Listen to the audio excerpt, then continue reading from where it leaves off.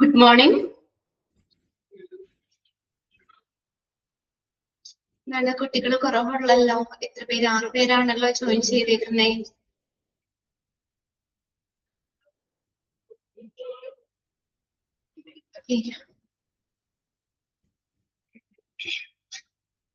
ഇന്ന് സോണി മിസ്സിന് പകരം ഞാൻ കയറിയതാണ് കേട്ടോ. ഓക്കെ, ഇന്ന് മിസ് ലീവാണ്, അപ്പൊ അതുകൊണ്ട് ഞാൻ ഇന്ന് കയറിയതാണേ. നമ്മളിപ്പോ കഴിഞ്ഞ ക്ലാസ്സില് എവിടെ വരെയായിരുന്നു നമ്മൾ പറഞ്ഞു നിർത്തിയത്? ഇവാലുവേഷൻ ഓഫ് സെലക്ഷൻ പ്രോസസ് അല്ലേ? Okay. Evaluation of selection program. Okay, നിങ്ങൾ പേജ് എടുത്തില്ലേ? ഞാൻ എന്നെയല്ല പ്രതീക്ഷിച്ചത്, അതുകൊണ്ടാണോ?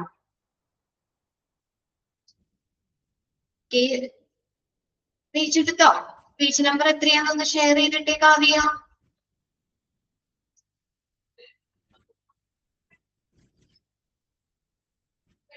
54 കേട്ടോ, 54. ഓക്കെ, ചിലപ്പോ ക്ലാസ് തുടങ്ങി കഴിയുമ്പോഴത്തേക്കും ജോയിൻ ചെയ്യുമായിരിക്കും. അപ്പൊ എന്തായാലും നമ്മൾ കഴിഞ്ഞ ക്ലാസ്സിൽ നമ്മൾ പറഞ്ഞു നിർത്തിയത് ഒരു സെലക്ഷൻ പ്രോഗ്രാമിന്റെ വിലയിരുത്തലിന്, ഒരു അസസ്മെന്റ് നടത്തുന്നതിന് ഈ പറയുന്ന കുറച്ച് ക്വസ്റ്റ്യൻസ്, താഴെ കുറച്ച് ക്വസ്റ്റ്യൻസ് ആയിട്ട് കൊടുത്തേക്കുന്നത്, അത് ഒരു ഗൈഡ് ലൈൻ, അതിനൊരു നല്ലൊരു സമഗ്രമായിട്ടുള്ള ഒരു വിശാലമായ സമഗ്രമായ ഒരു ഗൈഡ് ലൈൻ, ഒരു രൂപരേഖ, അല്ലെങ്കിൽ ഒരു മാർഗനിർദ്ദേശം നൽകും. ഇത് സെലക്ഷൻ പ്രോഗ്രാമിന്റെ അസസ്മെന്റിന്, സെലക്ഷൻ പ്രോഗ്രാമിനെ അസസ് ചെയ്യാൻ വേണ്ടിയിട്ട് നമുക്ക് സഹായകമായിട്ടുള്ള കുറച്ച് ക്വസ്റ്റ്യൻസ് ആണ്. അപ്പൊ ഇതിനെ ബേസ് ചെയ്തിട്ട് നമുക്ക് സെലക്ഷൻ പ്രോഗ്രാം കണ്ടക്ട് ചെയ്യാം. അപ്പൊ ഇങ്ങനെയുള്ള ക്വസ്റ്റ്യൻസ് നമുക്കത് റിവ്യൂ ചെയ്യുന്നതിലൂടെ നമുക്ക് നല്ലൊരു സെലക്ഷൻ ഒരു പ്രോഗ്രാം കണ്ടക്ട് ചെയ്യാൻ പറ്റും. ഓക്കെ, അപ്പൊ അതിനകത്ത് ഇതിന് ഞാൻ പറഞ്ഞല്ലോ, എക്സാമിന് ഇതിന്റെ ക്വസ്റ്റ്യൻസ് ഒന്നുമില്ല, ജസ്റ്റ് ഒന്ന് നിങ്ങളൊന്ന് വായിച്ചു വെച്ചാൽ മതി കേട്ടോ. അപ്പൊ അതിനകത്ത് ഒന്നാമത്തെ point analysis of the program എന്നായിരുന്നു നമ്മൾ പറഞ്ഞ്, അതിന് കുറച്ച് ക്വസ്റ്റ്യൻസ് നമ്മൾ കഴിഞ്ഞ ക്ലാസ്സിൽ നോക്കി. ഇനി നെക്സ്റ്റ് നോക്കി, are the programs and procedure properly communicated to all those people who are concerned and influenced by. എല്ലാ ഈ സെലക്ഷൻ പ്രോഗ്രാമുകളും അതുപോലെ തന്നെ അതിന്റെ പ്രൊസീജിയർ, നടപടികളും എല്ലാം പ്രോപ്പർ ആയിട്ട് കമ്മ്യൂണിക്കേറ്റ് ചെയ്തോ? ആരോട്? അതുമായിട്ട് ബന്ധപ്പെട്ടവരോട്, അതിൽ സ്വാധീനം ചെലുത്തുന്ന ആളുകളെ എന്ത് ചെയ്തോ? അത് പ്രോപ്പറായിട്ട് അവരോട് കമ്മ്യൂണിക്കേറ്റ് ചെയ്തോ? അതിന് സ്വാധീനം ചെലുത്തുന്ന അല്ലെങ്കിൽ അതിനോട് ബന്ധപ്പെട്ട എല്ലാ ആളുകളെയും ശരിയായി അറിയിച്ചിട്ടുണ്ടോ? പ്രോപ്പറായിട്ട് കമ്മ്യൂണിക്കേറ്റ് ചെയ്തിട്ടുണ്ടോ? അടുത്ത മൂന്നാമത്തെ നോക്കിയേ, how effective is implementation of the program. ഈ പ്രോഗ്രാം ഇംപ്ലിമെന്റ് ചെയ്യുന്നതിന്, നടപ്പിലാക്കുന്നതിന്, ഈ പ്രോഗ്രാമിന്റെ നടത്തിപ്പ് എത്രത്തോളം ഇഫക്റ്റീവ് ആണ്, ഫലപ്രദമാണ്? Are the people executing the employment program properly trained to do so? ഇനി നമ്മൾ എക്സിക്യൂട്ട് ചെയ്യാന്ന് വെച്ചാൽ നിർവഹിക്കുക.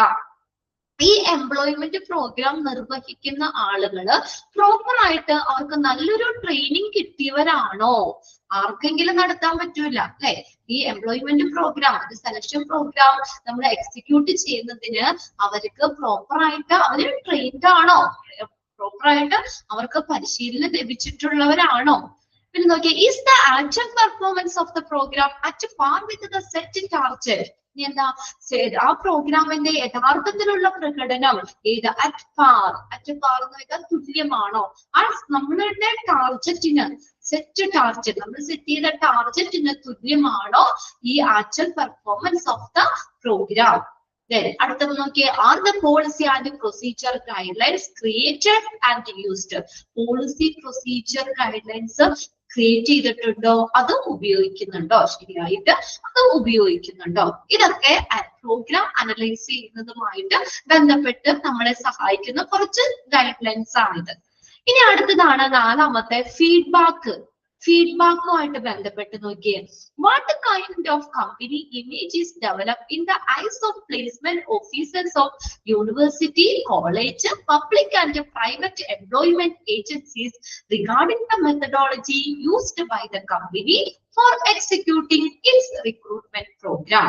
അപ്പൊ ഈ നമ്മള് യൂണിവേഴ്സിറ്റീസിലെ കോളേജസിലെ പബ്ലിക് പ്രൈവറ്റ് എംപ്ലോയ്മെന്റ് ഏജൻസി ഇവർക്കിടെയൊക്കെ ആ ഒരു എന്താ പറയാ ഇന്ത്യയിലെ പ്ലേസ്മെന്റ് ഓഫീസേഴ്സുമാരുടെ ആ ഒരു കണ്ണില് കമ്പനിയുടെ ഇമേജ്, കമ്പനിയുടെ ആ പ്രതിച്ഛായ എത്രത്തോളം, what kind of image is develop, ഏത് തരത്തിലുള്ള ഇമേജ് ആണ് അവർക്ക് ഡെവലപ്പ് ചെയ്തേക്കുന്നത്, ഏത് ആ പ്ലേസ്മെന്റ് ഓഫീസേഴ്സിന്റെ കണ്ണില് ആ കമ്പനിയെ കുറിച്ചുള്ള ഏത് തരത്തിലുള്ള ഇമേജ് ആണ്, റിഗാർഡിംഗ് ഏതുമായി ബന്ധപ്പെട്ട the methodology used by the company, ആ കമ്പനി ഉപയോഗിക്കുന്ന മെത്തേഡ് അല്ലെ, അതുമായിട്ട് ബന്ധപ്പെട്ട പ്ലേസ്മെന്റ് ഓഫീസേഴ്സിന്റെ കണ്ണില് എന്താണ് ആ കമ്പനിയുടെ ഇമേജ്, ഏത് തരത്തിലുള്ള ഇമേജ് ആണ്, എന്തുമായിട്ടാണ് for executing its recruitment programme, execute ചെയ്യാന്ന് വെച്ചാൽ നിർവഹിക്കുക, റിക്രൂട്ട്മെന്റ് പ്രോഗ്രാം നിർവഹിക്കുന്നതിന് വേണ്ടിയിട്ട് ആ കമ്പനി ഉപയോഗിക്കുന്ന മെത്തേഡ്സ്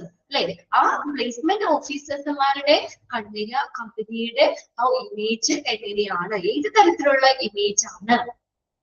Then അടുത്ത രണ്ടാമത്തെ പോയിന്റ് നോക്കിയാൽ has the research been conducted on the currently hired employee and the applicant discarded. ഇനി നമ്മൾ in order to find out the treatment given to them to by the company during the selection procedure, has the research conduct ചെയ്തിട്ടുണ്ടോ, ഇവിടെ നിലവില് higher ചെയ്യുക എന്ന് വെച്ചാൽ നിയമിക്കുക, നിലവിൽ നിയമിക്കപ്പെട്ട employees applicant and the applicant discard ചെയ്യാന്ന് വെച്ചാൽ ഉപേക്ഷിക്കുക, അത് നമ്മൾ റിജക്ട് ചെയ്തിട്ടുള്ള ആപ്ലിക്കൻസ് അവരെ കുറിച്ചുള്ള അവർക്ക് വേണ്ടിയിട്ടുള്ള റിസർച്ച് കണ്ടക്ട് ചെയ്തിട്ടുണ്ടോ, in order to find the treatment given to the company during the selection പ്രൊസീജിയറിൽ അവരെങ്ങനെയാണ് പെരുമാറിയത് എന്ന് കണ്ടെത്തുന്നതിനുള്ള റിസർച്ച് കണ്ടക്ട് ചെയ്തിട്ടുണ്ടോ. What is the number of candidates who have refused to join the organization due to poor working environment, low salary package, poor image?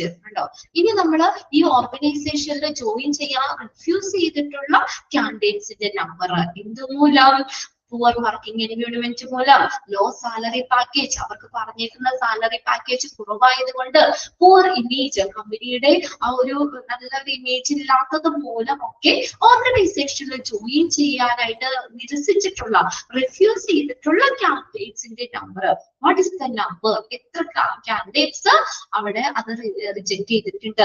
അപ്പൊ നമുക്കത് ഫീഡ്ബാക്കിൽ നിന്ന് മനസ്സിലാക്കാലോ. ഇപ്പൊ അതിനകത്ത് ഒരു 5-6 പേര് റിജക്ട് ചെയ്തിട്ടുണ്ട്, ആ റീസൺ നോക്കുക. അപ്പൊ ലോ സാലറി പാക്കേജ് ആണ് അവർക്ക് ആ ഒരു റീസൺ എങ്കിൽ നമുക്ക് സാലറി കുറച്ചും കൂടി ഇംപ്രൂവ് ചെയ്യേണ്ടി വരില്ലേ അല്ലെ.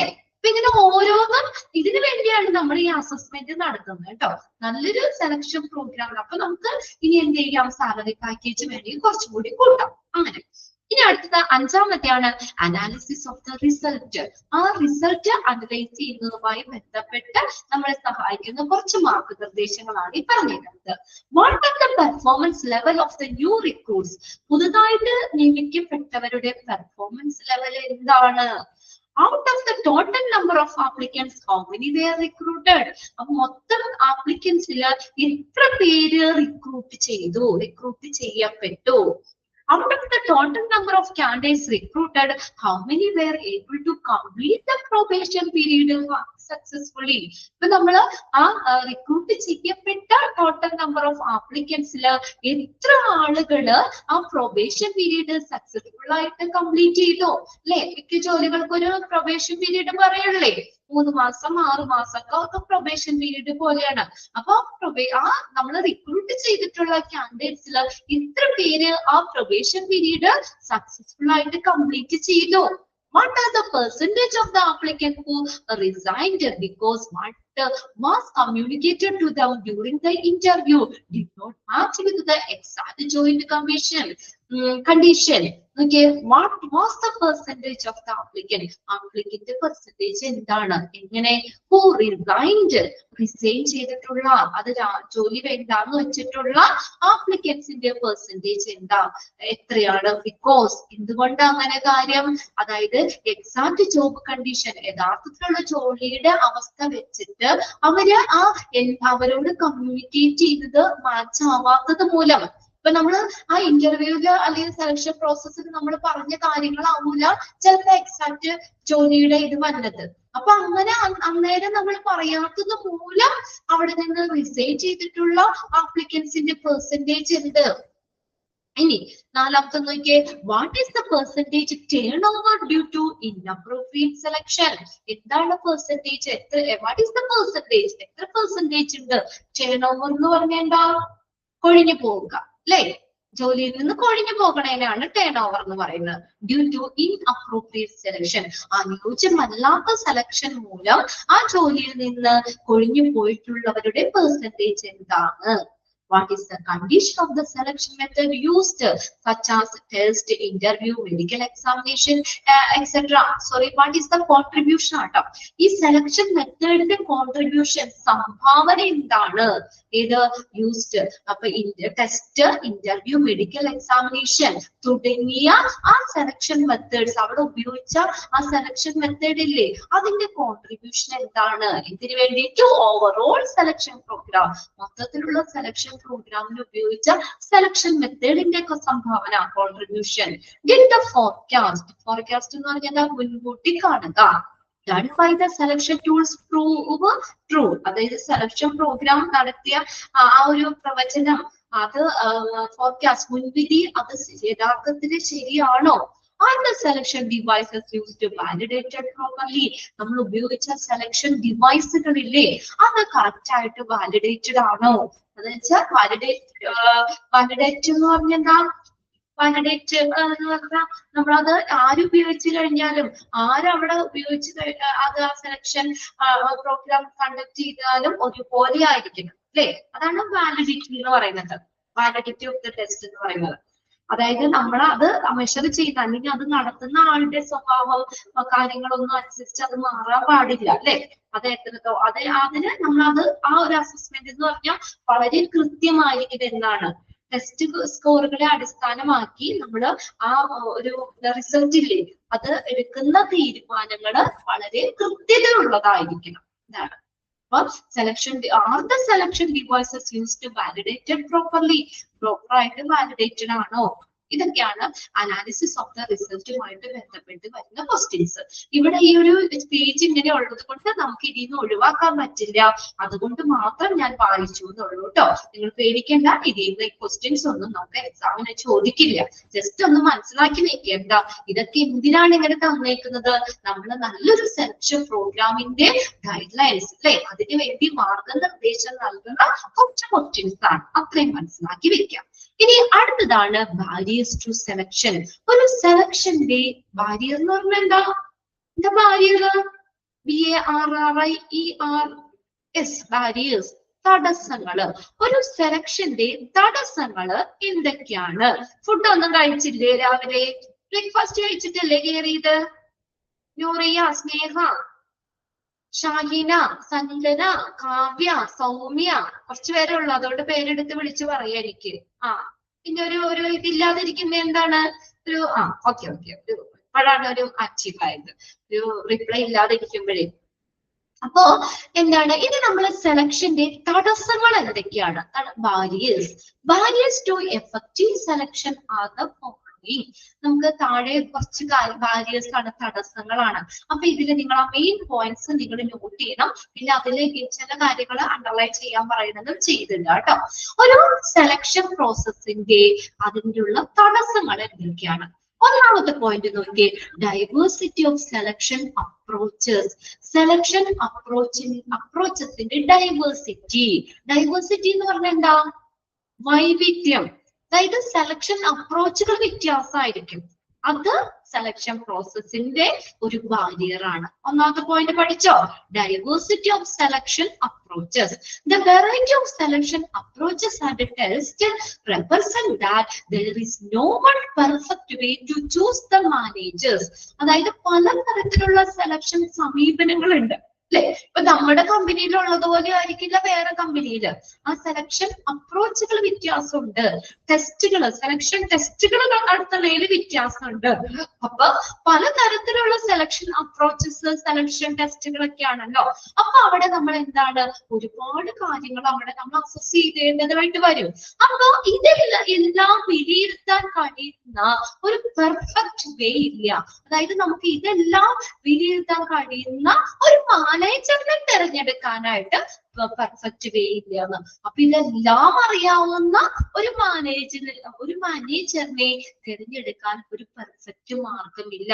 ഒരുപാട് സെലക്ഷൻ അപ്രോച്ച് ഉള്ളത് കൊണ്ട് അത് കൃത്യമായിട്ട് അല്ലെ, കോമൺ ബേസിക് അപ്രോച്ച് ഇല്ല അവിടെ. പല സെലക്ഷൻ അപ്രോച്ച് വ്യത്യാസപ്പെട്ടിരിക്കും. ഒരു കോമൺ അപ്രോച്ച് ഉണ്ടെങ്കിൽ നമുക്ക് അത് പഠിച്ചു വെച്ചാൽ മതി അല്ലെ. കോമൺ ആയിട്ടുള്ള എന്താണെന്നുള്ളത്, അത് ബേസിക് ആയിട്ടുള്ളത് ഉണ്ടെങ്കിൽ, ബേസിക് അപ്രോച്ച് ഉണ്ടെങ്കിൽ നമുക്ക് അത്, ഇതിപ്പോ ടെസ്റ്റുകളൊക്കെ വ്യത്യാസം വന്നുകൊണ്ടിരിക്കാം. അപ്പൊ അതെല്ലാരും അറിയാൻ കഴിയുന്ന ഒരു നല്ലൊരു മാനേജറിനെ ചൂസ് ചെയ്യാനായിട്ട് നല്ല മാർഗമില്ല എന്ന്. ക്ലിയർ ആയോ? ഒന്നാമത്തെ അത് ചെയ്യാൻ കഴിയുന്ന, അപ്പൊ എല്ലാരും അറിയുന്ന മാനേജർ ഇല്ല കണ്ടോ അവരെ. അപ്പൊ എല്ലാം പെർഫെക്റ്റ് ആയിട്ട് ഏത് സെലക്ഷൻ ടെസ്റ്റ് പറഞ്ഞാലും, ഏത് സെലക്ഷൻ അപ്രോച്ചസ് ആണെങ്കിലും അതെല്ലാം നമുക്ക് അറിയാവുന്ന, എല്ലാരും അറിയാവുന്ന ഒരു മാനേജറിനെ തിരഞ്ഞെടുക്കാൻ പെർഫെക്റ്റ് മാർഗമില്ല. അതൊരു എന്താണ്, ബാരിയറാണ് സെലക്ഷന്റെ. എല്ലാം അറിയാവുന്നവര്, ഇപ്പൊ എല്ലാം അറിയാവുന്നവര് ആരും തന്നെ ഉണ്ടാവില്ല അല്ലെ. നമുക്ക് പറയാൻ പറ്റുമോ? നമ്മൾ ഇപ്പോഴും പഠിച്ചുകൊണ്ടിരിക്കുന്നവരാണ്. നമ്മൾ പഠിച്ച കാര്യങ്ങളെക്കാൾ കൂടുതൽ കാര്യങ്ങൾ നമുക്ക് ഇനിയും പഠിക്കാനുണ്ട് അല്ലെ. പക്ഷെ നമ്മൾ ഈ ഒരു സെലക്ഷൻ പ്രോഗ്രാം നടത്തുമ്പോൾ നമ്മൾ ഇവിടെ പറഞ്ഞേക്കുന്നത്, അപ്പൊ അതുകൊണ്ട് നമുക്ക് തെറ്റ് പറയാൻ പറ്റില്ല. എങ്കിൽ പോലും എന്താണ്, നല്ലൊരു മാനേജർ, ഇപ്പൊ എല്ലാം അറിയാവുന്ന ഒരു മാനേജറിനെ ചൂസ് ചെയ്യാൻ പെർഫെക്റ്റ് മാർഗമില്ല. രണ്ടാമത്തെ നോക്കിയേ, ചേഞ്ചിങ് ഓർഗനൈസേഷണൽ എൻവയോൺമെന്റ്. ഓർഗനൈസേഷന്റെ അന്തരീക്ഷം, ആ പരിസ്ഥിതി, അത് വ്യത്യാസം വരും. മനസ്സിലായോ? ചേഞ്ചിങ് അതൊരു തടസ്സമാണ്. ഒരു സെലക്ഷനെ അതിന്റെ ഒരു തടസ്സമാണ് ഓർഗനൈസേഷന്റെ അന്തരീക്ഷം അല്ലെങ്കിൽ പരിസ്ഥിതി, എൻവയോൺമെന്റ് ആണ്. നമ്മുടെ ഓർഗനൈസേഷന്റെ ആ ഓർഗനൈസേഷണൽ എൻവയോൺമെന്റ് അത് വ്യത്യാസപ്പെട്ടിരിക്കും, ഒരേപോലെ ആവണമെന്നില്ല. Organizational environment has a tendency to change with the period of time. ഓരോ കാലഘട്ടത്തിനനുസരിച്ച്, കാലത്തിനനുസരിച്ച് എന്ത് ചെയ്യുന്നു, ആ ഓർഗനൈസേഷന്റെ ആ ഒരു പരിസ്ഥിതി മാറാനുള്ള ഒരു ടെൻഡൻസി ഉണ്ട്. ഇപ്പൊ നമ്മൾ പല സ്ഥാപനങ്ങൾ ഇന്നത്തെ പോലെ ആവില്ല. അടുത്ത വർഷമാകുമ്പോ കുറച്ചും കൂടി ഇംപ്രൂവ്മെന്റ് കാര്യങ്ങളൊക്കെ വരും അല്ലേ.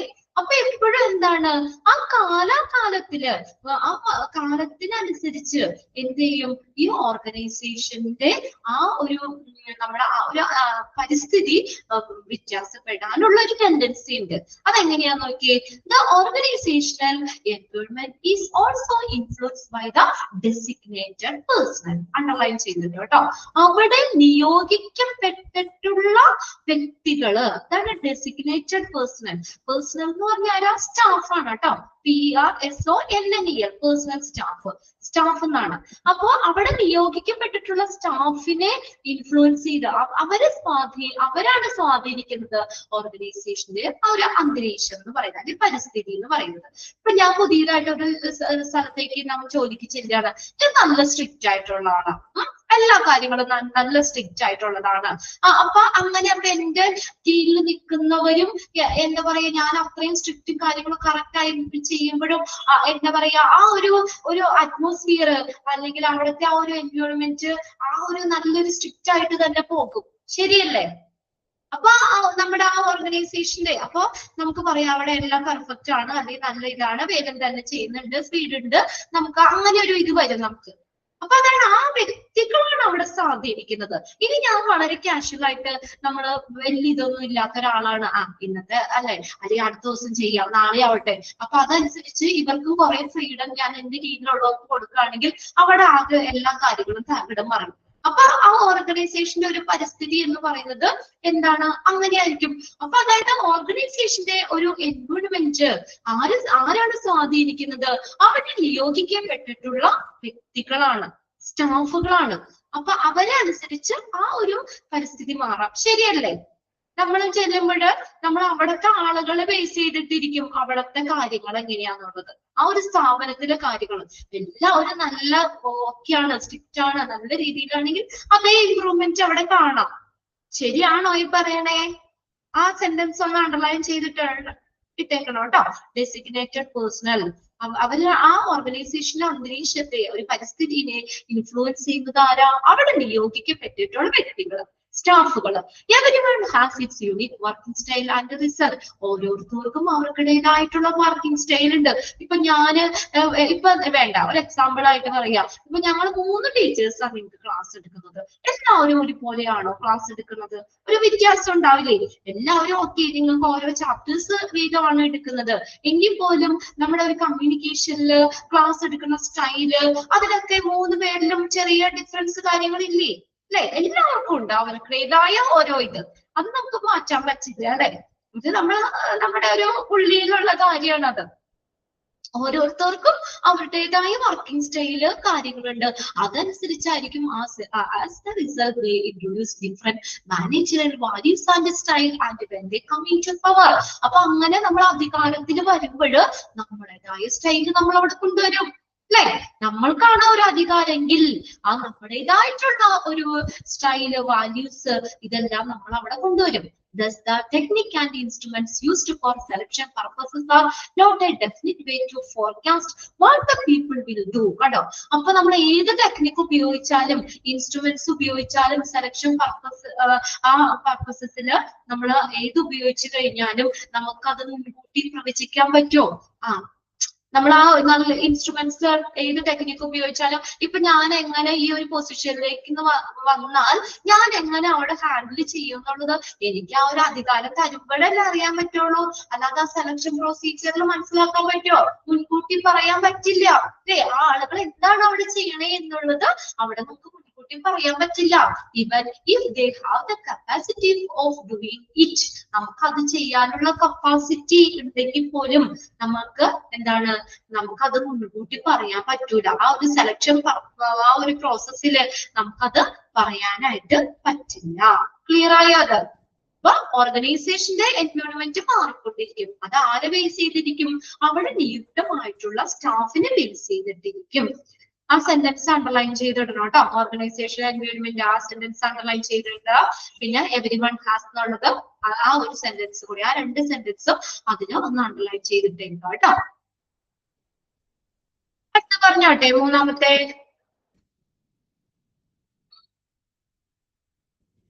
ഓക്കെ, മൂന്നാമത്തെ പോയിന്റ് പറയട്ടെ.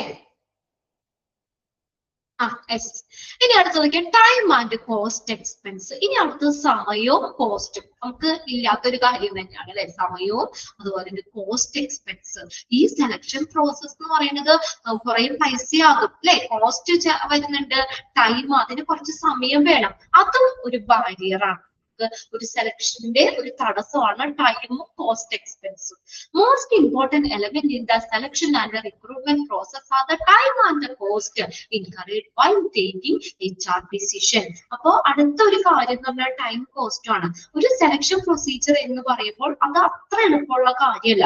അതിന് കുറച്ച് സമയവും മെനക്കെടണം, പിന്നെ അതുപോലെ തന്നെ കുറച്ച് പൈസയും ആകും. അപ്പൊ അതുകൊണ്ട് അതിനെ കുറിച്ചുള്ള decision, HR decision, HR manager തീരുമാനം എടുക്കുമ്പോൾ എന്താണ്, അത് നമ്മൾ അതിനെ കുറിച്ചുള്ള ഡിസിഷൻ എടുക്കുമ്പോൾ ടൈമും കോസ്റ്റും നോക്കണം. അവിടെ HR മാനേജർ ഡിസിഷൻ എടുക്കുമ്പോൾ അവിടെ ടൈമും കോസ്റ്റും അതിന് ബന്ധപ്പെട്ടിരിക്കും, അത് നോക്കണം. It became necessary to recognise these elements such as, ഏതിനൊക്കെ ചെലവ് തന്നെ? അഡ്വർടൈസിങ്, പരസ്യങ്ങൾ കൊടുക്കണ്ടേ? റിക്രൂട്ട്മെന്റ് ആണ്, സെലക്ഷൻ ഒക്കെ ആണെങ്കിൽ നമ്മൾ അതിനുള്ള പരസ്യങ്ങൾക്ക് agency fees, cost of text material, time spend in the interview process, cost incurred in reference ചെക്കിങ്ങിന് വേണ്ടി വരുന്ന കോസ്റ്റ്, മെഡിക്കൽ എക്സാമിനേഷൻ കോസ്റ്റ്, ഇങ്ങനെയുള്ള കുറച്ച് ചെലവുകളൊക്കെ അവിടെ വരാം.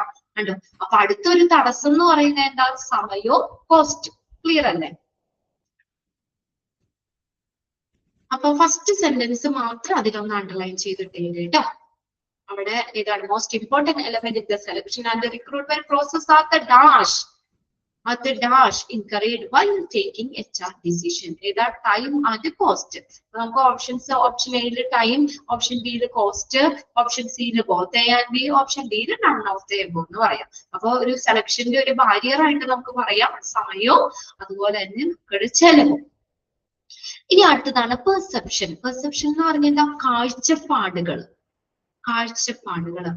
Another barrier in selecting the right candidates is the lack of ability to understand others correctly. അടുത്ത ഒരു barrier ആണ് പെർസെപ്ഷൻ, കാഴ്ചപ്പാടുകൾ. അതായത് നമുക്ക് ശരിയായിട്ടുള്ള candidates, another barrier is selecting the right candidate. ശരിയായിട്ടുള്ള കാൻഡിഡേറ്റ്സിനെ സെലക്ട് ചെയ്യാനുള്ള അടുത്ത ഒരു തടസ്സം എന്ന് പറഞ്ഞാൽ is the lack of ability to understand others correctly. മറ്റുള്ളവരെ മനസ്സിലാക്കാനുള്ള എബിലിറ്റി കുറവ്. നമുക്ക് മറ്റുള്ള ആളുകളെ നമുക്ക് പൂർണ്ണമായിട്ട് മനസ്സിലാക്കാൻ പറ്റുമോ? lack of ability to understand others correctly. മറ്റുള്ള ആളുകളുടെ മനസ്സിൽ കയറി നമുക്ക് പൂർണ്ണമായിട്ടും അവരെ മനസ്സിലാക്കാൻ പറ്റുമോ? ഇല്ല. അത് സെലക്ഷനെ ഒരു തടസ്സം നിൽക്കുന്ന ഒരു കാര്യം തന്നെയാണ്.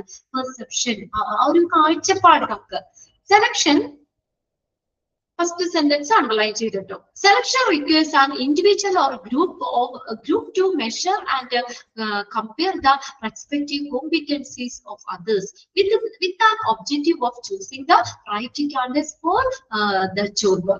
പിന്നെ അടുത്തത് നമ്മൾ selection requires individual or group measures. വ്യക്തിപരമായിട്ടുള്ള ഒരു ഗ്രൂപ്പായിട്ടോ അത് നമ്മൾ ഈ മറ്റുള്ള ആളുകളുടെ എന്താണ് കോമ്പിറ്റൻസീസ് അതുമായിട്ട് നമ്മൾ അത് കമ്പയർ ചെയ്യുമ്പോൾ ഈ അനുയോജ്യമായി കാൻഡിഡേറ്റ്സിനെ തിരഞ്ഞെടുക്കുന്ന ലക്ഷ്യത്തോടെ ഒരു ഇൻഡിവിജ്വലിനെയോ നമ്മളൊരു ഗ്രൂപ്പിനെയോ നമ്മളത് അവരുടെ കഴിവുകൾ നമുക്ക് അവരുമായിട്ട് എന്ത് ചെയ്യേണ്ടി വരും?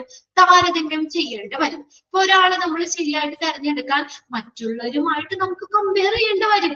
എന്നാലാണ് അതിൽ ബെസ്റ്റ് ആരാന്ന് നമുക്ക് മനസ്സിലാക്കാൻ പറ്റുള്ളൂ. അപ്പൊ നമുക്ക് അങ്ങനെ ഒരു ശരിയായിട്ട് ആ ശരിയായ ജോലിക്ക് ശരിയായ കാൻഡിഡേറ്റ്സിനെ തെരഞ്ഞെടുക്കണമെങ്കിൽ എന്താണ്? മറ്റുള്ള ഇൻഡിവിജ്വൽ ഗ്രൂപ്പ്സ് അവരുമായിട്ട് നമുക്ക് താരതമ്യപ്പെടുത്തേണ്ടി വരും. നമുക്ക് however our views are much personalized in nature. നമ്മുടെ ആ ഒരു കാഴ്ചപ്പാട് എന്ന് പറഞ്ഞാൽ തികച്ചും വ്യക്തിപരമാണ്. ഇപ്പൊ ഞാൻ കാണുന്ന രീതിയിലല്ല വേറൊരാള് ആ കുട്ടിയെ ആ കാൻഡിഡേറ്റ്സിനെ കാണുന്നത്. everyone perceives the world in a different manners. ഓരോരുത്തരുടെയും കാഴ്ചപ്പാടുകള് ധാരണ പല രീതിയിലാണ്. our restricted perception abilities clearly and uncertain barrier to logical selection of people. നമുക്ക് വ്യക്തമായിട്ട് നമുക്ക് എന്താ പറയാ, നമുക്ക് ഒരാളെ പൂർണ്ണമായിട്ടും അയാളുടെ ഒരു ധാരണ, അയാളെ കുറിച്ചൊരു ധാരണ അല്ലെങ്കിൽ കാഴ്ചപ്പാടുകൾ നമുക്ക് മനസ്സിലാക്കാൻ പറ്റില്ല. അതൊരു സെലക്ഷൻ ഒരു തടസ്സമാണ്. ഇപ്പൊ ഞാന് കാണുന്നത്, ഇപ്പൊ ഞാൻ പറയുന്നത് സൗമ്യ നല്ല കുട്ടിയാന്ന് പറഞ്ഞാൽ എല്ലാവർക്കും ചിലപ്പോ സൗമ്യ നല്ല കുട്ടിയാണെന്ന് അവരുടെ പോയിന്റ് ഓഫ് വ്യൂവില് അങ്ങനെ വേണമെന്നില്ല, അല്ലേ? അപ്പൊ അതാ പറഞ്ഞേക്കുന്നത്. അപ്പൊ നമുക്കത് ഈ നമ്മുടെ നമുക്ക് ഒരു റെസ്ട്രിക്ഷൻ, ഒരു നിയന്ത്രിതമായിട്ടുള്ള ഒരു കാഴ്ചപ്പാട് അല്ലെങ്കിൽ പരിമിതമായിട്ടുള്ള അവരെ മനസ്സിലാക്കാനുള്ള ധാരണ പല വ്യക്തികളുടെയും നമുക്ക് എന്താ തിരഞ്ഞെടുക്കുന്നതിനുള്ള ഒരു തടസ്സമാണ്. നമ്മുടെ ആ ധാരണ അത് പല ആളുകളെയും നമുക്ക് തിരഞ്ഞെടുക്കുന്നതിന് വരുന്ന ഒരു തടസ്സമാണ്. ഇപ്പൊ ഞാൻ ഓക്കെയാന്ന് പറയുന്നത് ഇപ്പൊ മറ്റുള്ളവർ നോക്കുമ്പോ അത് ഓക്കെ ആണെന്നില്ല. അത് സെലക്ഷന് വരുന്ന ഒരു തടസ്സമാണ്. അപ്പൊ ഫസ്റ്റ് സെന്റൻസ് അണ്ടർലൈൻ ചെയ്തിട്ടേക്ക് കേട്ടോ അതില്. ഇനി അടുത്തതാണ് ഫെയർനെസ്നെസ്. ഫെയർനെസ്നെസ് എന്ന് പറഞ്ഞാൽ എന്താ? നീതി, അല്ലെങ്കിൽ ഒരേപോലെ നീതിപൂർവമായിട്ടുള്ള പെരുമാറ്റം. എല്ലാവരെയും ഒരുപോലെ കാണണമെന്നാണ് ശരിക്കും, അല്ലേ? ഒരുപോലെ കാണുക, അതാണ്. അത് നമുക്കൊരു തടസ്സമാണ്. ഇപ്പൊ എല്ലായിടത്തും എല്ലാവരെയും ഒരുപോലെ കാണുക എന്ന് പറഞ്ഞു കഴിഞ്ഞാൽ അത് എന്താ സെലക്ഷനില് ഒരു തടസ്സമായിട്ട് നിൽക്കുന്ന കാര്യമാണ്. നോക്കിയേ, fairness is the selection process needs at that there is no discrimination. എന്താ അവിടെ ഒരു വിവേചനം പാടില്ല. ആൻഡ് ബയാസസ് എന്ന് പറഞ്ഞാൽ പക്ഷപാതം. നമുക്ക് ഓരോരുത്തരും 10 പേര് വന്നാൽ 10 പേരോട് 10 തരത്തില് പെരുമാറാൻ പാടില്ല. അവരോട് ഒരു ഡിസ്ക്രിമിനേഷൻ, വിവേചനം വിഷമോ അല്ലെങ്കിൽ പക്ഷപാതോ ഒന്നും കാണിക്കാൻ പാടില്ല. Against any individual on the basis of ഏതിന്റെ ബേസിൽ? Religion, race and gender. അവർക്കുടെ മതം, റേസ് എന്ന് വെച്ചാൽ വംശം അല്ലെങ്കിൽ വംശം, ജെൻഡർ എന്ന് പറഞ്ഞു കഴിഞ്ഞാല് മെയിലോ ഫീമെയിലോ അല്ലെ. അപ്പൊ ആ രീതിയിലൊന്നും മെയിലാണ് ഫീമെയിൽ ആണ് ഇന്ന കാസ്റ്റ് ആണ് ആ രീതിയിലൊന്നും എന്താ ഈ ഡിസ്ക്രിമിനേഷൻ ഒന്നും പാടില്ല ശരിക്കും സെലക്ഷൻ പ്രോസസ്സിൽ. However, എന്നാൽ നോക്കി the attempt to reduce the gap have not been very effective. എന്നാൽ ഇതൊരു സെലക്ഷൻ പ്രോസസ്സിൽ അത് അത്രയും എഫക്റ്റീവ് ആണോ? എല്ലാവരോടും ഒരുപോലെ അല്ലെങ്കിൽ അങ്ങനെ നമുക്കത് പൂർണ്ണമായിട്ടും പറയാൻ പറ്റുമോ? അത് അത്ര എഫക്റ്റീവ് അല്ല. എന്തുകൊണ്ടാ? അത് അവിടെ ഒരു എക്സാമ്പിൾ പറയുന്നുണ്ട്. The less number of women and other underprivileged section of the society in the middle and senior management position and open discrimination on the basis of age in the job advertisement and the selection process are the visible examples of discrimination. ഇവിടെ വിവേചനം കാണിക്കുന്ന discrimination കാണിക്കുന്ന എക്സാമ്പിളാ പറഞ്ഞിരിക്കുന്നത്. നമുക്ക് തന്നെ അറിയാവുന്ന കാര്യം, ഒരു ഹയർ പൊസിഷനിലേക്ക് അവിടെ സ്ത്രീകളുടെ എണ്ണം കുറവായിരിക്കും, കൂടുതല് മെയിൽസ് ആയിരിക്കും. അവിടെ ഒരു ഉയർന്ന ഒരു സ്ഥാനത്തേക്ക് സീനിയർ മാനേജ്മെന്റ് പൊസിഷൻ ആ ഒരു ഉയർന്ന പോസ്റ്റുകളിലേക്ക് സ്ത്രീകളുടെ എണ്ണം ചിലപ്പോൾ കുറവായിരിക്കും. പിന്നെ അതുപോലെ തന്നെ പിന്നോക്ക വിഭാഗങ്ങളിൽ വരുന്ന under privileged section of the society, നമ്മുടെ സമൂഹത്തിലെ പിന്നോക്ക വിഭാഗങ്ങള് അവിടെ നിന്നുള്ള ആളുകളും ചിലപ്പോൾ കുറവായിരിക്കും. അതൊരു ഡിസ്ക്രിമിനേഷൻ അല്ലേ? ആണോ? അതിനൊരു എക്സാമ്പിൾ ആയിട്ട് പറയാൻ പറ്റൂലേ? കമ്പയർ ചെയ്ത് നോക്കുമ്പോൾ മിക്ക ഇതിലേക്കും നമുക്ക് എന്താണ് മെയിൽസ് ആയിരിക്കും കൂടുതൽ, ഫീമെയിൽസ് അതിനെ കമ്പയർ ചെയ്യുമ്പോൾ കുറവ്. അതൊരു ഡിസ്ക്രിമിനേഷൻ തന്നെയാണ്. പിന്നെ അതൊരു സെലക്ഷൻ പ്രോസസ്സിൽ വരുന്ന ഒരു ഇത് ആണ്. പിന്നെ നമ്മൾ ചില ജോലികൾക്ക് പറയല്ല ഫീമെയിൽസിന് പറ്റില്ല, മെയിൽസിന് മാത്രമേ പറ്റുള്ളൂ ആ ഒരു ബേസിൽ. അപ്പൊ അവര് സെലക്ഷൻ പ്രോസസ് എടുക്കുമ്പോൾ അവിടെ കൂടുതൽ കൺസിഡറേഷൻ കൊടുക്കുന്നത് മെയിൽസിനായിരിക്കും. അതൊക്കെ ഒരു ഡിസ്ക്രിമിനേഷനാണ്. പിന്നെ അതുപോലെ തന്നെ നോക്കി അടുത്തൊരു എക്സാമ്പിൾ പറഞ്ഞിരിക്കുന്നത് ജോബ് അഡ്വർടൈസ്മെന്റ് ആണ്. നിങ്ങൾ ശ്രദ്ധിച്ചിട്ടുണ്ടോ? ജോബ് അഡ്വർടൈസ്മെന്റിൽ അവിടെ ഒരു ഏജിന്റെ ഒരു ഇത് വന്നില്ലേ? ഇത്ര വയസ്സ് 20-നും 30-നും ഇടയിലുള്ളവർക്ക് അപ്ലൈ ചെയ്യാം അല്ലെ? 18-നും 25-നും ഇടയിലുള്ളവർക്ക് അപ്ലൈ ചെയ്യാം. അതൊരു ഡിസ്ക്രിമിനേഷൻ അല്ലേ മറ്റുള്ളവരോട് കാണിക്കുന്നേ? അല്ലെ? നമ്മൾ ഹെൽത്തി ആണ്, നമ്മൾ ഓക്കെ ആണെങ്കിൽ ഏത് പ്രായത്തിലുള്ളവർക്കും ആ ജോലി സെയിം ആയിട്ട് നമുക്ക് കൊടുക്കണം. കണ്ടോ? ഇതും എന്താണ് ഒരു ഡിസ്ക്രിമിനേഷനെ കാണിക്കുന്ന കാര്യം. അത് എന്താണ് നമ്മൾ സെലക്ഷനിൽ തടസ്സം നിൽക്കുന്ന ഒരു കാര്യം തന്നെയാണ്. നമുക്ക് ആ ഡിസ്ക്രിമിനേഷൻ പാടില്ല എന്നാണ് ശരിക്കും സെലക്ഷനിൽ. പക്ഷെ അത് നമുക്ക് എഫക്റ്റീവ് ആണെന്ന് പറയാൻ പറ്റൂല. ഇപ്പോഴും ഡിസ്ക്രിമിനേഷൻ ഉണ്ട്. അതിന്റെ ഒരു എക്സാമ്പിൾസ് ആണ് കാണിക്കുന്നത്. അപ്പൊ എല്ലാവരോടും ഒരുപോലെ പെരുമാറണം, നീതിപൂർവമായിട്ട് ഒരേ രീതിയിൽ പെരുമാറണം എന്നുള്ളത് നമ്മൾ സെലക്ഷനിൽ ചിലപ്പോൾ എഫക്റ്റീവ് അത്രയും ഫലപ്രദമല്ല. അതൊരു തടസ്സമാണ്. ഇനി അടുത്തതാണ് വാലിഡിറ്റി എന്ന് പറയുന്നത്. 6ാമത്തെ പോയിന്റ് നോക്കിയേ, validity. In order to forecast the job performance of the candidates, the validity of the test is used. Underline ചെയ്തോട്ടോ. അതിനകത്ത് നിങ്ങളെ ആ ഫസ്റ്റ് സെന്റൻസ് ഒന്ന് അണ്ടർലൈൻ ചെയ്ത് വെച്ചു. 5ാമത്തെ പോയിന്റിൽ ഫസ്റ്റ് സെന്റൻസ് ഒന്ന് അണ്ടർലൈൻ ചെയ്തു. ഇനി ഒരു ടെസ്റ്റ് വാലിഡ് ആക്കുന്നത് നിങ്ങൾക്ക് പഠിക്കാറുണ്ട് കേട്ടോ. വാലിഡിറ്റി നമ്മൾ പഠിച്ചതല്ലേ? അതെ, നമ്മൾ പഠിച്ചതാണ്. ടെസ്റ്റുകൾ പറഞ്ഞപ്പോ നമ്മൾ വാലിഡിറ്റി പഠിച്ചതാണ്. വാലിഡിറ്റി എന്ന് പറഞ്ഞാൽ എന്താ ശരിക്കും? നമുക്ക് ഒരു ടെസ്റ്റ് വാലിഡ് ആണ് എന്ന് പറയുന്നത് എപ്പോഴാണ്? അതായത് അത് മെഷർ ചെയ്യുന്ന, അല്ലെങ്കിൽ ആ ടെസ്റ്റ് കണ്ടക്ട് ചെയ്യുന്ന, അത് മെഷർ ചെയ്യുന്ന ആളുകളുടെ സ്വഭാവം, കഴിവ്, അറിവ് അതൊക്കെ എത്രത്തോളം അവര് കൃത്യമായി അളക്കുന്നു എന്നാണ്. അതിനൊന്നും ഇപ്പൊ ഞാൻ ചെയ്താലും വേറെ ആള് ചെയ്താലും ഒരുപോലെ ആയിരിക്കണം. മനസ്സിലായോ? അത് നമ്മൾ വേറെ ഒരു ഇതൊന്നും പാടില്ല. അവിടെ കൃത്യമായി അളക്കാൻ കഴിയണം എന്നുള്ളതാണ്. ടെസ്റ്റ് സ്കോറുകളെ അടിസ്ഥാനമാക്കി എടുക്കുന്ന തീരുമാനങ്ങള് അവിടെ കറക്റ്റ് ആയിരിക്കണം. അല്ലാതെ ഒരാൾ വരുമ്പോ അങ്ങനെ വേറെ ആൾ വരുമ്പോ അങ്ങനെ ആവില്ല. അത് നമുക്ക് വാലിഡിറ്റി എന്ന് പറയാൻ പറ്റില്ല. അതായത് പൂർണ്ണമായിട്ടും നമ്മൾ കൃത്യമായിട്ട് അളക്കാൻ കഴിയുമ്പോഴാണ് ഏത് വാലിഡിറ്റി എന്ന് പറയുന്നത്. ഇൻ ഓർഡർ ടു ഫോർകാസ്റ്റ് എന്ന് പറഞ്ഞാൽ എന്താ? മുൻകൂട്ടി കാണുക. The job performance of the candidates, the validity of the test is used. അല്ലെ? നമുക്ക് മുൻകൂട്ടി കാണാൻ പറ്റും അത് വളരെ നമ്മുടെ മെഷർമെന്റ് നമ്മൾ മെഷർ ചെയ്ത കാര്യം വളരെ അക്യുറേറ്റ് ആണ്, കൃത്യമാണ്. അങ്ങനെയാണെങ്കിൽ ജോബ് പെർഫോമൻസ് നമുക്ക് മുൻകൂട്ടി കാണാൻ പറ്റൂലേ, അല്ലേ? ഇപ്പൊ നല്ല പക്ക പെർഫെക്റ്റ് ആണ്, എല്ലാ ക്വാളിഫിക്കേഷനും ഉണ്ട്, അതേ എക്സ്പീരിയൻസ് ഉണ്ട്, ഇങ്ങനെ നമുക്ക് ഓക്കെ ആണെങ്കിൽ നമുക്ക് ജോബ് എന്തായാലും അയാൾ അവിടെ സക്സസ് ആണെന്നുള്ളത് നമുക്ക് മുൻകൂട്ടി കാണാൻ പറ്റും. ഫസ്റ്റ് സെന്റൻസ് അണ്ടർലൈൻ ചെയ്തിട്ട് a valid test can easily find the gap between the candidates who are able to perform well and those who are not.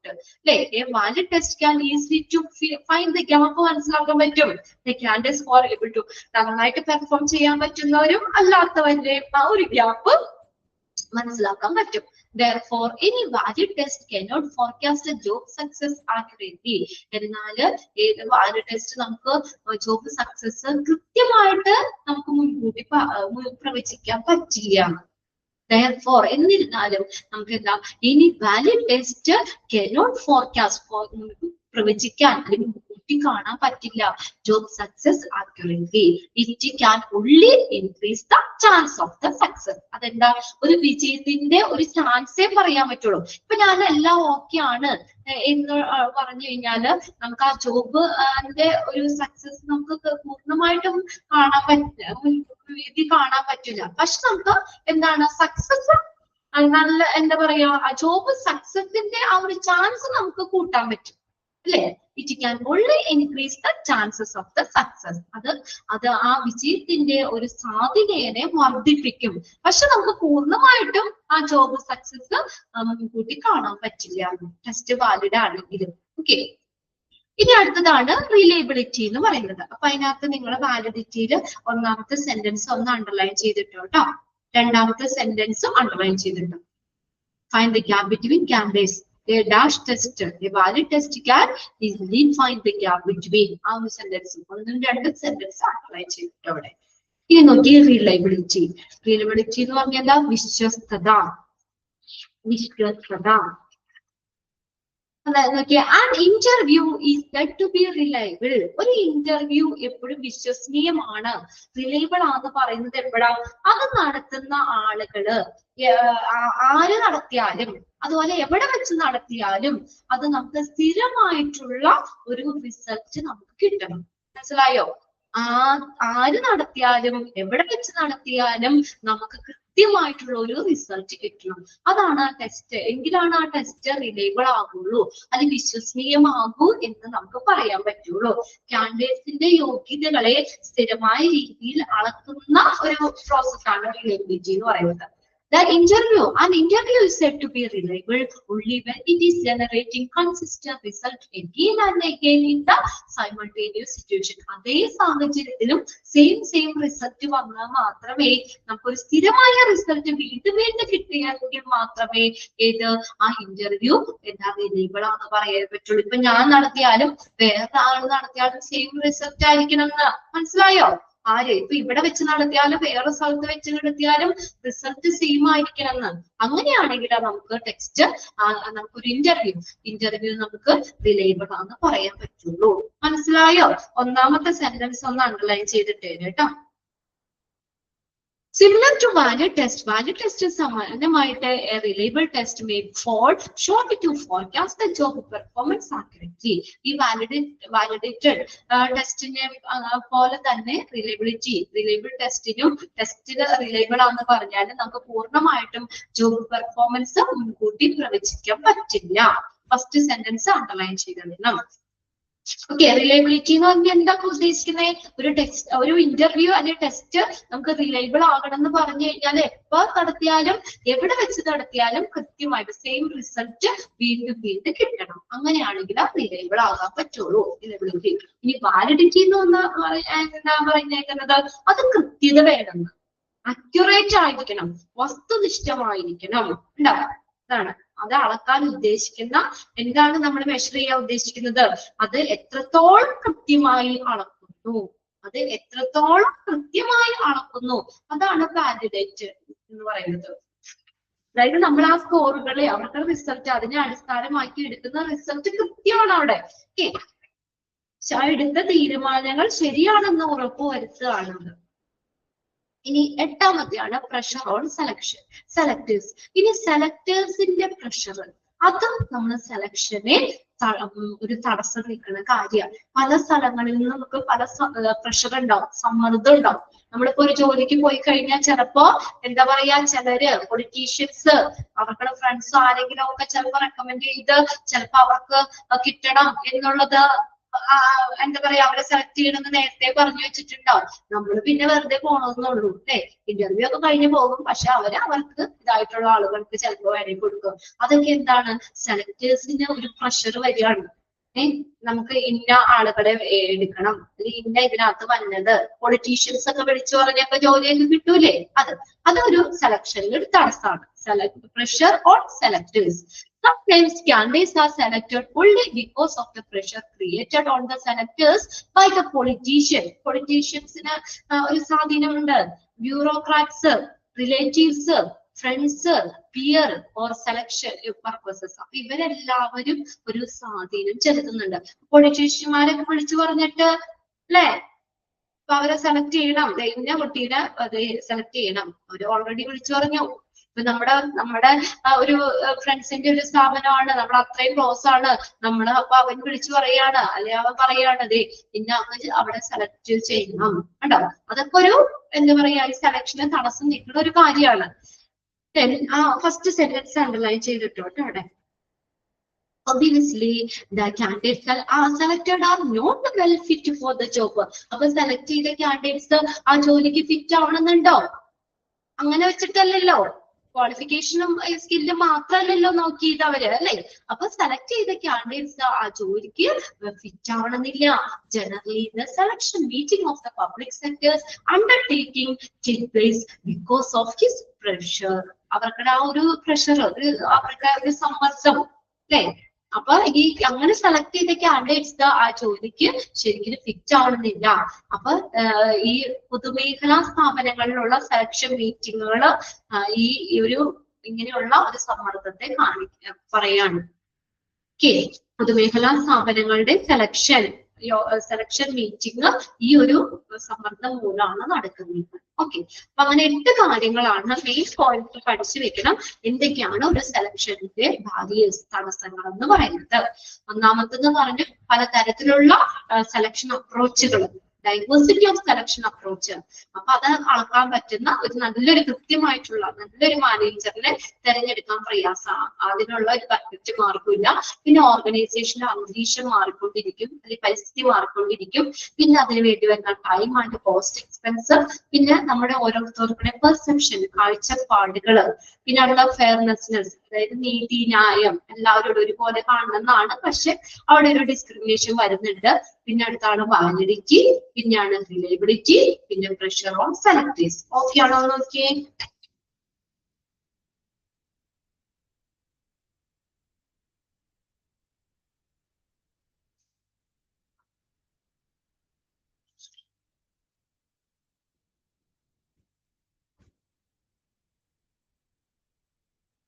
Okay ആണോ? ഒന്ന് വായിച്ചു നോക്കി കിട്ടില്ല ഇനി? ഓക്കെ, നിങ്ങളുടെ കണ്ടില്ലെങ്കിൽ എനിക്ക് അടുത്ത സെക്ഷനിലേക്ക് പോകാൻ പറ്റില്ല, അതുകൊണ്ടാണ്.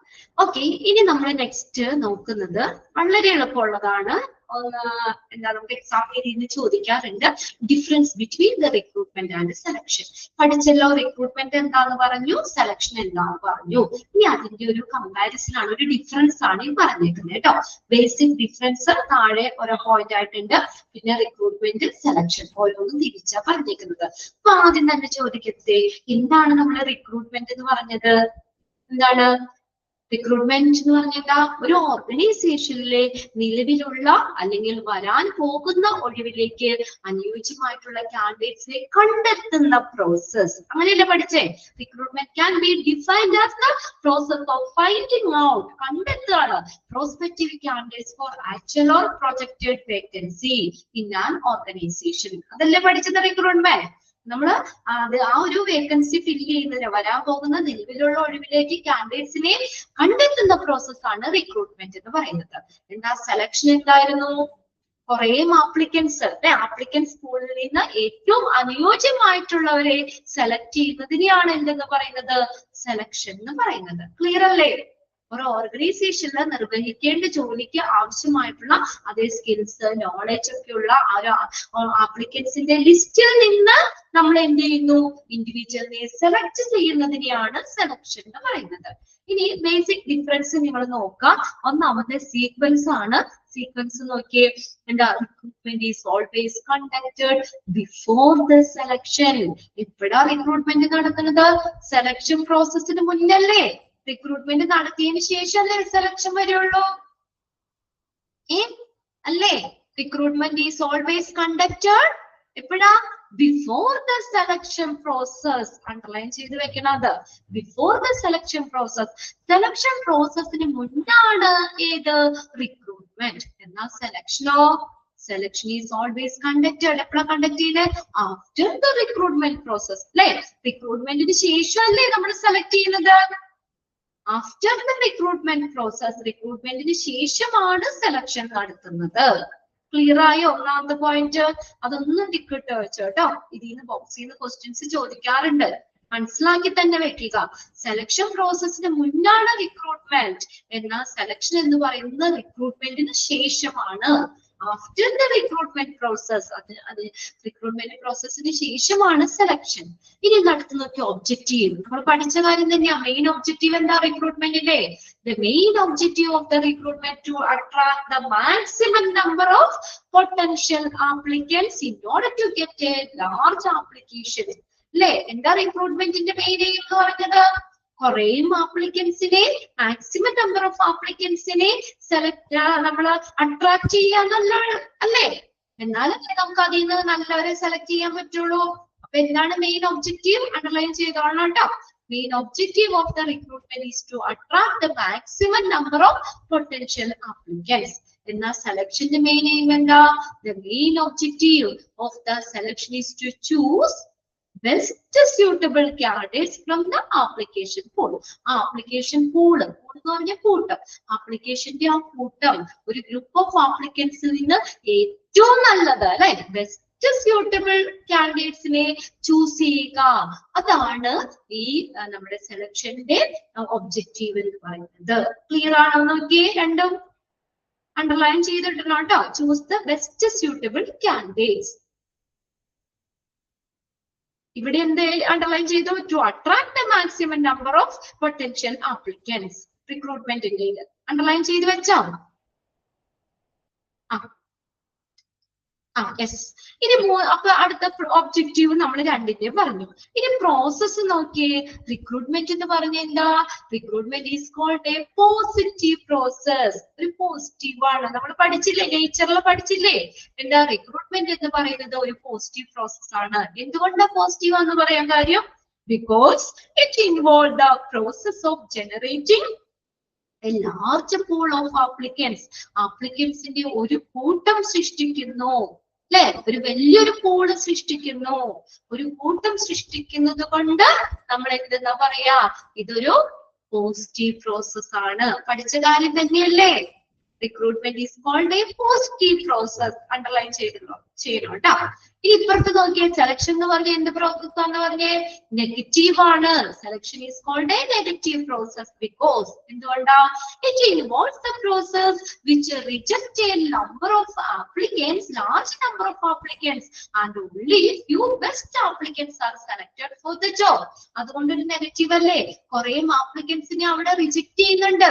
എന്നിട്ടാണ് അതിൽ നിന്ന് നല്ല ഒരു ബെസ്റ്റ് ആപ്ലിക്കൻസിനെ തിരഞ്ഞെടുക്കുന്നത്. അപ്പൊ കുറെ പേരെ അവിടെ റിജക്ട് ചെയ്യുന്നതുകൊണ്ട് ഈ സെലക്ഷൻ എന്ന് പറഞ്ഞത് എന്താണ്? Is a negative process. Selection is called a negative process. Underline ചെയ്ത് വെച്ചോട്ടോ. Recruitment is called a positive process, then selection is called a negative process. Clear ആണോ? നോക്കിയേ. Sequence, objective, then process. അത് മൂന്ന് കോളവും പഠിക്കണം. ക്ലിയർ ആണോ ഇത്രയും പറഞ്ഞത്? Recruitment is called a positive, selection is called a negative process. ഇനി അടുത്ത് നോക്കി, methods. Methods of recruitment are not very comprehensive and therefore is no more than a requirement of person with highly skilled personnel. കണ്ടോ ഇവിടെ എന്ന് പറഞ്ഞു കഴിഞ്ഞാല് ഈ method of recruitment അത്രയും വലിയ കോംപ്രിഹെൻസീവ് സമഗ്രമായിട്ടൊന്നുമല്ല. അപ്പൊ അതുകൊണ്ട് നമുക്ക് നോ മോർ കൂടുതൽ ഇങ്ങനെ ഹൈലി സ്കിൽഡ് ആയിട്ടുള്ള സ്റ്റാഫുകളൊന്നും വേണമെന്നില്ല അവിടെ റിക്രൂട്ട്മെന്റിൽ. മനസ്സിലായോ? There is no more a requirements of persons with highly skilled persons. കണ്ടോ അത്രയും ഒരു സമഗ്രമായിട്ടുള്ള വലിയ സംഭവം ഒന്നുമല്ല. അതുകൊണ്ട് അത്രയും വലിയ സ്കിൽഡ് ആയിട്ടുള്ളവരൊന്നും വേണ്ടതില്ല അവിടെ. എന്നാൽ മെത്തേഡ് ഇവിടെ നോക്കി എങ്ങനെ വേണം? Very specialized method are required in the selection process. ചില്ലറ കാര്യമല്ല അല്ലെ, ഒരു 100 അപ്ലിക്കൻസിൽ നിന്ന് 5 പേരെ സെലക്ട് ചെയ്യുക, ഏറ്റവും ബ്രില്യന്റ് ആയിട്ടുള്ള 5 പേരെ സെലക്ട് ചെയ്യുക എന്ന് പറഞ്ഞ ചില്ലറ കാര്യമല്ല, ഭയങ്കര ബുദ്ധിമുട്ടുണ്ടല്ലേ. അപ്പൊ അതുകൊണ്ട് വളരെ സ്പെസിഫിക് ആയിട്ടുള്ള മെത്തേഡ്സ് വേണം ഈ സെലക്ഷൻ പ്രോസസ്സിൽ. അതുകൊണ്ട് ആര് വേണം? Therefore in this process only skilled personnel like the experts of selection test, conducting interview etc consider. അല്ലെ, അപ്പൊ അതുകൊണ്ട് നല്ല സ്കിൽഡ് ആയിട്ടുള്ള സ്റ്റാഫുകൾ വേണം. ഒന്നും അറിയില്ലാത്ത ഒരാളെ കൊണ്ടുവന്ന് സെലക്ഷൻ പ്രോസസ്സിൽ ഇരുത്താൻ പറ്റില്ല നമുക്ക്.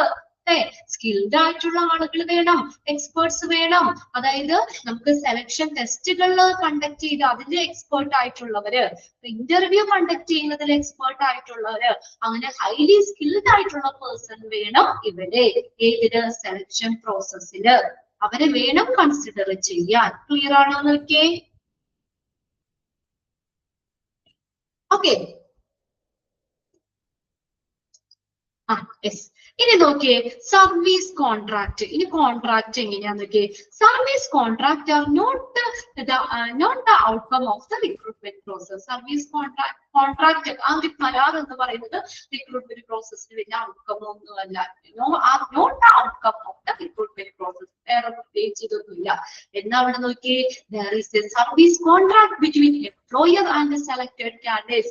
ജോലിക്ക് സെലക്ട് ചെയ്യുമ്പോൾ അവർ തമ്മിൽ ഒരു കോൺട്രാക്ട് ഇല്ലേ, ഒരു കരാറില്ലേ? അല്ലെ, എംപ്ലോയറും സെലക്ടഡ് കാൻഡിഡേറ്റ്സും തമ്മിലുള്ള ഒരു സർവീസ് കോൺട്രാക്ട് ഉണ്ട്, അവിടെ ഒരു കരാറുണ്ട്. നമ്മൾ പറഞ്ഞില്ലേ കോൺട്രാക്ട് ഓഫ് എംപ്ലോയ്മെന്റ് പറഞ്ഞില്ലേ? ജോലിക്ക് ഇത് പറയുമ്പോൾ പല പല നിബന്ധനകളും കാര്യങ്ങളൊക്കെ വരുന്നില്ലേ അവിടെ? അപ്പൊ ഈ എംപ്ലോയറും സെലക്ടഡ് കാൻഡിഡേറ്റ്സും തമ്മിൽ ഒരു സർവീസ് കോൺട്രാക്ട് ഉണ്ട്, അവർക്കിടയിൽ ഒരു കോൺട്രാക്ട് ഉണ്ട്. ഇത്ര വർഷം ഇവിടെ നിൽക്കണം, ഈ ജോലിയിൽ നിന്ന് പോയി കഴിഞ്ഞതിന് ശേഷം വേറെ ജോലികൾക്ക് ഇങ്ങനെയുള്ളതുമായിട്ട് ബന്ധപ്പെട്ടത് കയറാൻ പാടില്ല. അല്ലെ, ഇങ്ങനെയുള്ള കാര്യങ്ങളൊക്കെ നമ്മൾ പഠിച്ചതല്ലേ. അപ്പൊ എന്താ പറയാ, അങ്ങനെ ഒരു കോൺട്രാക്ട് ഉണ്ട്.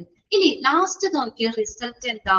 Recruitment result in pool of application which serves as an input for process of selection. റിക്രൂട്ട്മെന്റിന്റെ റിസൾട്ട് എന്താ? ഇൻ പൂൾ ഓഫ് ആപ്ലിക്കേഷൻ, ഒരു ഗ്രൂപ്പ് ഓഫ് ആപ്ലിക്കേഷൻ ആണ്. which serves as an input for process of selection. Selection പ്രോസസ്സിന് വേണ്ടിയിട്ടുള്ള ഒരു കൂട്ടം applicants, അതാണ് result. റിക്രൂട്ട്മെന്റിന്റെ result എന്ന് പറയാം. പൂൾ ഓഫ് ആപ്ലിക്കേഷൻ ഇതൊന്ന് അണ്ടർലൈൻ ചെയ്തിട്ടോ. Recruitment result in pool of application. എന്നാൽ സെലക്ഷന്റെ റിസൾട്ട് എന്താ?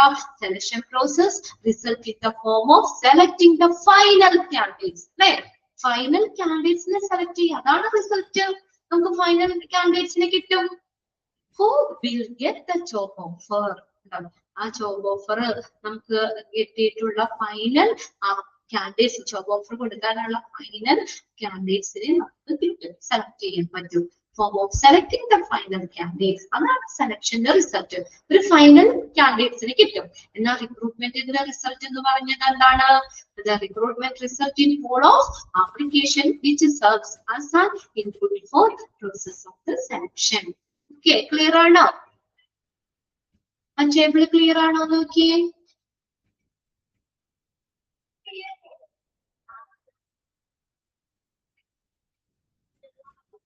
റിക്രൂട്ട്മെന്റിന്റെ റിസൾട്ട് എന്ന് പറയുന്നത് ഒരു പൂൾ ഓഫ് ആപ്ലിക്കേഷൻ ആണ്. എന്നാൽ സെലക്ഷന്റെ ആ റിസൾട്ട് എന്ന് പറയുന്നത് സെലക്ടിങ് ദ ഫൈനൽ കാൻഡിഡേറ്റ്സ്, അതാണ് ആ ഒരു റിസൾട്ട് നമുക്ക് കിട്ടുന്നത്. ക്ലിയർ ആണോ ടേബിള്?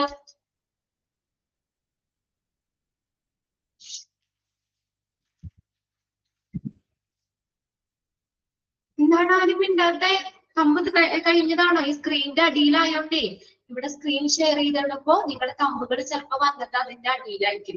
അപ്പൊ ഞാൻ സ്ക്രീൻ മിനിമൈസ് ചെയ്താലേ നിങ്ങളുടെ തമ്പ് എനിക്ക് കാണാൻ പറ്റുള്ളൂ. ചിലപ്പോൾ എനിക്ക് കാണാൻ കുഴപ്പമില്ല. കുറച്ച് ഭാഗങ്ങൾ മാത്രമേ സ്ക്രീൻ ഷെയർ ചെയ്തിടുകൊണ്ട് വളരെ കുഞ്ഞു പോർഷൻ മാത്രമേ എനിക്ക് കാണാൻ പറ്റുള്ളൂ നിങ്ങളുടെ റെസ്പോൺസ്. അതുകൊണ്ടാണ് വീണ്ടും ചോദിക്കുന്നത്. ഇനി ആർക്കെങ്കിലും അവിടെ സംശയമുണ്ടോ? ആ ഒരു table difference between the recruitment and selection സംശയമുണ്ടോ?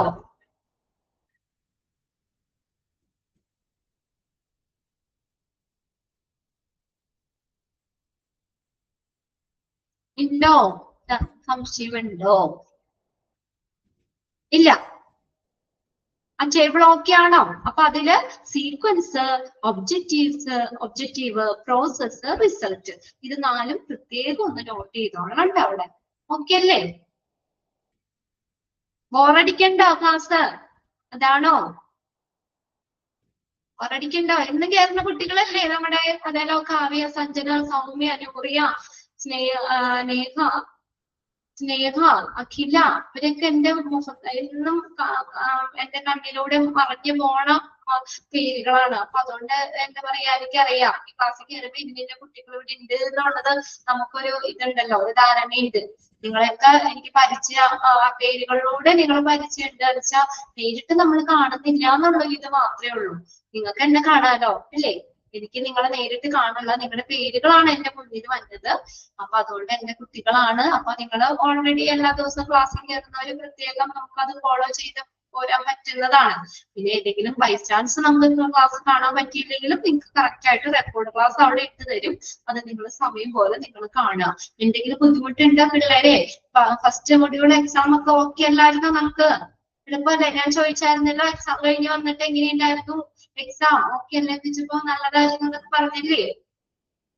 ബുദ്ധിമുട്ട് എന്തെങ്കിലും ഉണ്ടോ? ഇല്ലല്ലോ. എനിക്ക് ഇങ്ങനെ ചോദിക്കാനായിട്ട് പറ്റുള്ളൂ. ഇപ്പൊ നേരിട്ട് നമ്മൾ കാണുവാണെങ്കിൽ നിങ്ങളുടെ ഫേസിൽ നിന്ന് എനിക്ക് അറിയാൻ പറ്റും, മനസ്സിലാവുണ്ടോ പിള്ളേരെ ഓക്കെ ആണോ എന്നൊക്കെ. അപ്പൊ ഒരു റെസ്പോൺസും ഇവിടെ ആ ഒരു തമ്പൊക്കെ തരുമ്പോ മാത്രമാണ് നമുക്ക് അറിയാൻ പറ്റണത് നിങ്ങൾക്ക് മനസ്സിലാക്കുന്നുണ്ടോ, നിങ്ങൾ ഫോളോ ചെയ്യുന്നുണ്ടോ എന്നൊക്കെ അറിയാൻ പറ്റുള്ളൂ. അതുകൊണ്ടാണ് അവിടെ വീണ്ടും ഇതിനെ ചോദിക്കുന്നത്. ഓക്കെ, അപ്പൊ എന്നാ വേറെ സംശയമോ കാര്യങ്ങളോ ഒന്നും ഇല്ലെങ്കിൽ നമുക്കെല്ലാം ബാക്കിയിട്ട് അടുത്ത ക്ലാസ്സിൽ നോക്കാം കേട്ടോ. ചിലപ്പോ ഞാനായിരിക്കില്ല നാളെ, ചിലപ്പോൾ മറ്റന്നാളായിരിക്കും. സോളി മിസ് നാളെ വരികയാണെങ്കിൽ ചിലപ്പോ മിസ് ക്ലാസ് വേണമെന്ന് പറയുകയാണെങ്കിൽ മിസ്സിന് കൊടുക്കും. അല്ലെങ്കിൽ അടുത്ത ദിവസം എങ്ങനെയാന്ന് വെച്ചാൽ കേറാട്ടോ. അത് നിങ്ങൾ നോക്കണ്ട, ആരാന്ന് നോക്കണ്ട. എന്തായാലും നിങ്ങളുടെ അതിൽ ടെക്സ്റ്റ് ഉണ്ടല്ലോ. അപ്പൊ ചിലപ്പോ ഈ പറഞ്ഞാൽ ആരെങ്കിലും ലീവ് എടുക്കുമ്പോൾ ജസ്റ്റ് ഒന്ന് മാറി കയറുന്നത് മാത്രം. അല്ലെങ്കിൽ നമ്മുടെ ടൈം ടേബിൾ അനുസരിച്ച് തന്നെയാണ് നമ്മൾ ക്ലാസ്സിൽ വരുന്നത്. ഓക്കെ, എന്നാൽ നമുക്ക് നെക്സ്റ്റ് ക്ലാസ്സിൽ കാണാം. ക്ലാസ് വൈൻഡപ്പ് ചെയ്തോട്ടെ. എല്ലാവരും സുഖമായിരിക്കല്ലേ? കുഴപ്പമൊന്നുമില്ലല്ലോ അല്ലെ? ഓക്കെ അല്ലേ? ഓക്കെ, ഞാൻ എപ്പോഴും ക്ലാസ്സിൽ പറയാറുണ്ട്, നോമ്പൊക്കെ ഇല്ലാത്ത കുട്ടികളൊക്കെ ഇടയ്ക്കിടയ്ക്കൊക്കെ വെള്ളം കുടിക്കാം, ഫേസ് ഒക്കെ ഒന്ന് വാഷ് ചെയ്യുക. ഇപ്പൊ ചൂടാണ്, അപ്പൊ നമുക്ക് ക്ഷീണവും കാര്യങ്ങളൊക്കെ ഉണ്ടാവും. അപ്പൊ അതിനനുസരിച്ച് നല്ല പച്ചക്കറികൾ കഴിക്കാം, ഫ്രൂട്ട്സ് ഒക്കെ കഴിക്കാം. നമ്മള് നല്ല ശരീരത്തിൽ എപ്പോഴും വെള്ളം നിൽക്കുന്ന രീതിയിലുള്ള സലാഡോ അങ്ങനെയൊക്കെ എന്തെങ്കിലുമൊക്കെ അതിൻ്റെയൊക്കെ കഴിക്കാം. ക്ഷീണമൊക്കെ ഇല്ലാതിരിക്കുക. ഇനിയിപ്പോ നിങ്ങൾക്ക് ടെൻഷൻ കൂടുന്ന സമയമാണ്, എക്സാം ആയില്ലേ? പിള്ളേർക്ക് എക്സാം ആണ്. വെള്ളിയാഴ്ച മുതൽ സ്റ്റേറ്റിന് തൊടുമ്പല്ലേ? ഇപ്പൊ അവർക്കുടെ പുറകെ ഓടണം. അപ്പൊ നമ്മൾ കുറച്ചുകൂടി എനർജറ്റിക് ആവണം. അപ്പം അമ്മമാരൊക്കെ ഒന്ന് പ്രത്യേകം ശ്രദ്ധിക്കാം. ഓക്കെ, ബാക്കി നമുക്ക് അടുത്ത ക്ലാസ്സിൽ നോക്കാം കേട്ടോ. Okay, thank you. നെക്സ്റ്റ് ക്ലാസ്സിൽ കാണാം.